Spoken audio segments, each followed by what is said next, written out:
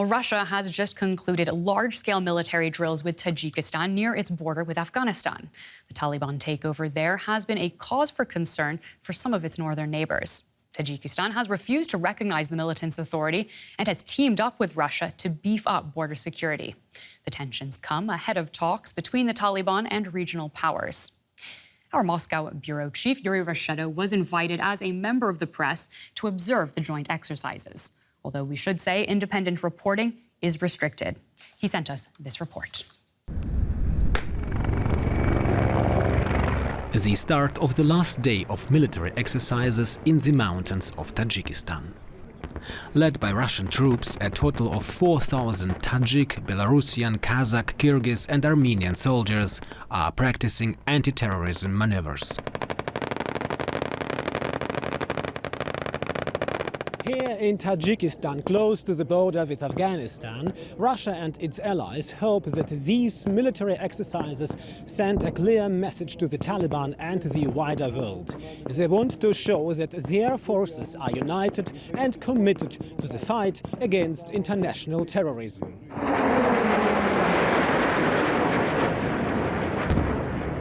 Fears that terrorism could be on the rise following the Taliban takeover of Afghanistan have led to the strengthening of military cooperation within the so-called Collective Security Treaty Organization, a Russian-led military alliance of several former Soviet Union states.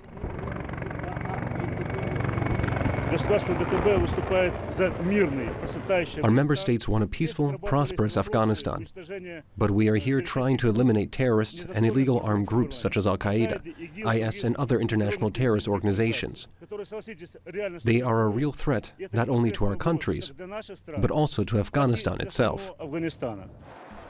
Russia has had a long and dramatic relationship with Afghanistan and has kept its distance from the country after a failed attempt to install a communist government in Kabul in the 80s. But after the Taliban seized power earlier this year, Russia has been trying to sell itself as a mediator between the West and the new rulers. Analysts think Moscow is trying to seize the opportunity to exert its influence on the entire region, especially on the Central Asian states of the former Soviet Union. President Putin wants to put Russian interests forward in order to have more control over countries in Central Asia. For example, he wants to prevent China's further expansion into the region. Beijing is very active there and has pushed Russia out of almost all of Central Asia. The Kremlin also wants to show the US that it is in a unique position to exert influence on Afghanistan, so that one day the Americans will knock on Moscow's door and try to solve their problems in Afghanistan with Moscow's help. In return, the Russians could ask for concessions on other geopolitical issues: Ukraine, Belarus, the Caucasus, or NATO enlargement. The Russian Foreign Ministry recently invited a delegation of the Taliban to Moscow for talks, despite the fact that the radical Islamists are officially considered a terrorist organization in Russia. But that could change. Those decisions are made by the UN. We all now expect the Taliban to move the country in a positive direction. And in line with how things proceed, we will show solidarity and take the decision to remove the Taliban from the list of terrorist organizations. I think that will happen.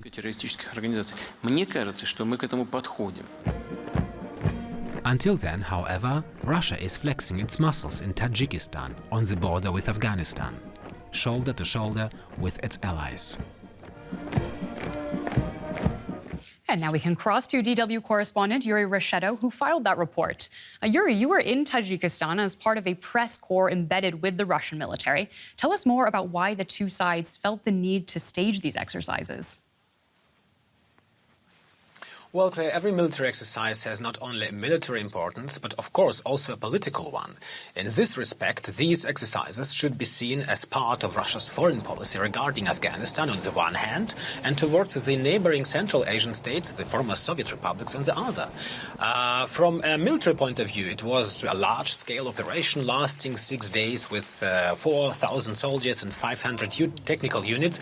That was very impressive, and the Russian government was hoping to leave a lasting impression among us, journalists, obviously. So politically, it was first and foremost a signal to Afghanistan, which was, if you continue to smuggle weapons, drugs or people, if your terrorists seep into Russia to carry out terrorist attacks here, then we are ready to destroy them at the source, in the mountains of Tajikistan. Tajikistan has, by the way, a very long border with Afghanistan, but it was also an important signal to Russia's allies: we won't let you down when it comes to Al-Qaeda and IS terrorists or other armed groups from Afghanistan.